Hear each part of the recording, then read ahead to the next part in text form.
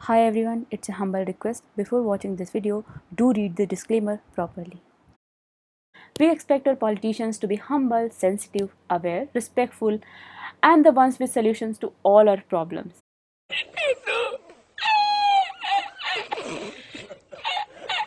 Sometimes their solutions question our decision of making them our representative. Here are 5 bizarre and ridiculous statements given by Indian politicians. If there ever was an award for misogyny in Indian politics, the Samajwadi Party would win by a landslide. In 2014, Samajwadi Party chief Mulayam Singh Yadav opposed capital punishment for rape. He was found saying that boys will be boys and they commit mistakes. He was addressing a rally in Muradabad when he said that first girls develop friendship with boys and when the differences occur, they label rape charges. Boys commit mistakes and he was found questioning that will they be hanged for rape. कुछ भी कुछ भी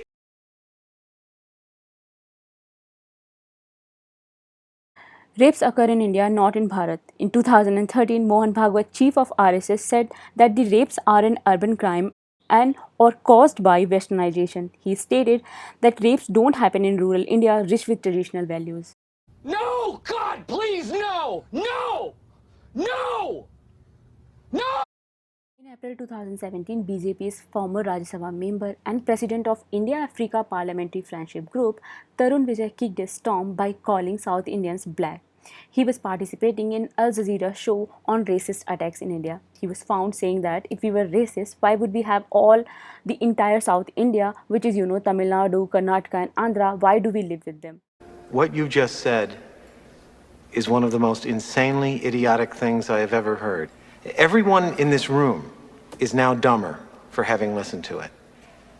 In 2013, Congress General Secretary Digvijay Singh made a crass remark by describing Rahul Gandhi's aide Meenakshi Natarajan as Sot Ansh Mal, which loosely translates to desirable object. He was talking to party workers in Indore when he made this statement. He said, "She believes in Gandhian philosophy. She is simple, honest, she meets everybody and visits villages. After a few interactions, politicians have the ability to know who is fake and who is genuine." He said that he was 100% sure that she was a Tanch Mal. कैसा लगा मेरा मजाक? Electricity in villages will curb population. In 2009, former Health and Family Welfare Minister Gulab Nabi Azad said that the best way to curb India's population growth is to provide electricity to Indian villages so that couples spend more time watching TV instead of procreating and increasing their population. He was found saying that in olden days people had no other entertainment but sex, which is why they produce so many children. Today, TV is the biggest source of entertainment. Hence, it is important that there is electricity in every village so that the people watch TV till late in the midnight. He said that if there is no electricity, there is nothing else to do but produce babies.